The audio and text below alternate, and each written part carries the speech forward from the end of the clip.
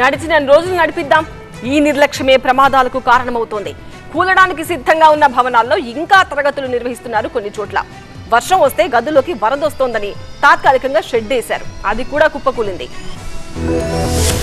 పడే ఆగే బడో చెప్పడానికి వినడానికి మాటలు బాగానే ఉంటాయి. కానీ బడిబాటలో పొంచి ఉన్న ప్రమాదాలు అన్ని ఇన్ని కావు. తాతల కాలం నాటి భవనాలు మృత్యుపాసాల్లా మారుతున్నాయి. వానొస్తే వెన్నులో వణుకు. బడిబాటలో ప్రమాదాలు హడలెత్తిస్తున్నాయి. చెట్ల కింద కన్నా బడిలో చదువు అత్యంత ప్రమాదకరంగా మారింది.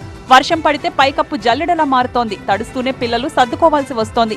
ఇలా ఎప్పుడు కూల్తాయో తెలియని స్కూల్ బిల్డింగ్స్ డేంజర్ బెల్స్ మోగిస్తున్నాయి. తాజాగా పశ్చిమ గోదావరి జిల్లాలో త్రుటిలో పెను ప్రమాదం తప్పింది. ఉండి మండలం ఆర్తమూరులో ఎయిడెడ్ స్కూల్లో రేకుల షెడ్ ఒక్కసారిగా కుప్పకూలింది. ఆ టైంలో 40 మంది పిల్లలు, టీచర్లు ఉన్నారు. అంతా భయంతో బయటకు పరుగులు తీశారు. అదృష్టవశాత్తు ఎవరికీ ఎలాంటి గాయాలు కాలేదు. ఇటీవల కురిసిన గదుల్లోకి వరద రావడంతో కొన్ని రోజులుగా షెడ్ లో తాత్కాలికంగా తరగతులు నిర్వహిస్తున్నారు. ఇప్పుడు అదే షెడ్ కుప్పకూలింది. స్థానికులు, విద్యార్థులు, పేరెంట్స్ సకాలంలో స్పందించడంతో ప్రమాదం తప్పింది. పిల్లలు, టీచర్లు త్రుటిలో తప్పించుకున్నారు కాబట్టి సరిపోయింది. శిథిలాలు పిల్లల మీద పడి ఉంటే పరిస్థితి ఏంటని నిలేశారు. అధికారుల నిర్లక్ష్యమే ఇలాంటి ఘటనలకు కారణమవుతోందని ఆగ్రహం వ్యక్తం చేశారు. ఇప్పటికైనా అధికారులు, స్థానిక ప్రజాప్రతినిధులు స్కూల్ కు పక్కా భవనం నిర్మించాలని డిమాండ్ చేశారు.